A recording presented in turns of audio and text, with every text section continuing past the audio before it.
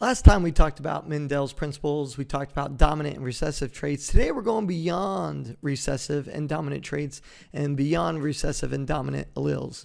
So there are some exceptions to Mendel's principles. Genetics is complicated and the majority of genes have more than just two alleles.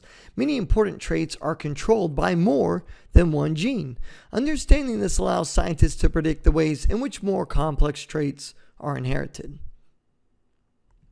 So incomplete dominance, there is a plant called the 4 o'clock plant, which shows an exception to Mendel's principles. Now, some alleles are neither dominant nor recessive. Crossing a red 4 o'clock plants with white 4 o'clock plants result in pink flowers. Now, this is an example of incomplete dominance and an exception to Mendel's principles. In incomplete dominance, the heterozygous phenotype lies somewhere between the two homozygous phenotypes. Now, heterozygous meaning that we have a dominant and recessive allele, a capital and lowercase letter. The homozygous, both capital or both lowercase letters. And remember, phenotype is what something actually looks like. So let's take a look at the 4 o'clock plant and some discussion. So here we have two capital R's, two capital W's. So this is what we call a homozygous dominant.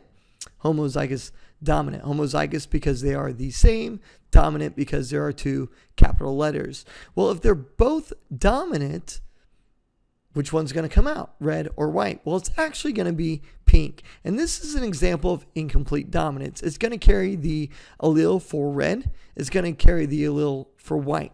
But because it carries both, it's incomplete. It is somewhere in between red and white, and that is pink. And this is an example of what you see out there in the world, and it's a real-world example of incomplete dominance. So let's talk about codominance. Well, similar to incomplete dominance is codominance. The difference is the phenotypes produced by both alleles are clearly expressed, meaning you can see both of them. An example is seen in some chickens. Heterozygous with white and black alleles have both white and black feathers. These are known as speckled chickens. Now, this can be seen in humans with cholesterol. People with heterozygous forms of the gene produce two different forms of the protein, each with a different effect on cholesterol levels. So let's take a look at an example of codominance. So here we have the speckled chickens. We have white and black, and it becomes speckled. We can see both the white and the black inside. This is codominance. It is not incomplete dominance, because if it was incomplete dominance, we wouldn't see the white or the black. We'd see completely gray. But we can see the white inside the black, which gives it its speckled appearance. Here's a plant that has both red and white. This is not a 4 o'clock plant. It's showing both traits. It's showing the white and the red. You can see both of them very clearly. Here's an example. We have a red fish and a blue fish, and you can see both traits. You're getting red and blue. If it was incomplete dominance, it'd probably be maybe purple or somewhere between red and blue. But because we can see both red and blue, that is codominance. Now, many genes exist in several different forms and are therefore said to have multiple alleles. A gene with more than two alleles is said to have multiple alleles. Now, people have only two copies of each gene, one from the mom and one from the dad, but many different alleles are often found within a population. An example is the color in a rabbit's coat.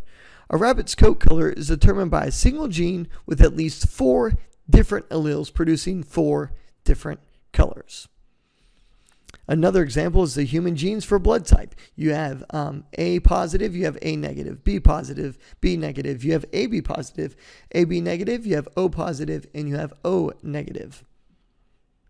Now, polygenic traits. Now, many traits are produced by the interactions of several genes. Traits controlled by 2 or more genes are said to be polygenic traits. Polygenic literally means many genes. The poly meaning many, the genic meaning genes. Now, the reddish-brown pigment in the eyes of fruit flies are involved from at least 3 separate genes. A variety of skin color in humans comes about because more than 4 different genes control that one trait, that skin color. Now, the characteristics of any organism is not solely controlled by just the genes. Genes provide a plan, but the environment determines how that plan unfolds. The phenotype of an organism is only partly determined by the genotype. Now, genotype is the actual genes, the genetic makeup of an organism. An example is the western white butterfly. They have different colors on their wings depending upon the season in which they hatch. So let's talk about how the western white butterfly, how it actually changes as the seasons change. Now, butterflies hatching in the shorter days of springtime had greater levels of pigment in their wings, making the wings darker. And this works just like when you work outside. Wearing a white shirt actually reflects heat. Wearing a black shirt actually absorbs heat. That's why they tell you to wear lighter clothes when you go outside and you work. So because there are greater levels of pigment in their wings are darker, which means they're going to be able to absorb heat. Now, environmental conditions can affect gene expression and influence genetically determined traits. Now, the changes in wing pigmentation are important. Why are they important? Why does it matter if their wings are darker or if their wings are lighter? Well, in order to fly effectively, the body temperature of the butterfly must be about between 84 degrees and 104 degrees Fahrenheit. If it's lower than 84 degrees, it's not going to be able to fly effectively and may die. If it's higher than 104 degrees, you're going to find the same thing. It's not going to be able to fly effectively and it's probably going to die. Now, spring months are cooler in the west, so the greater pigmentation helps them reach the body temperature needed for flight. Because they have greater pigmentation, it's going to be darker, absorbing that heat.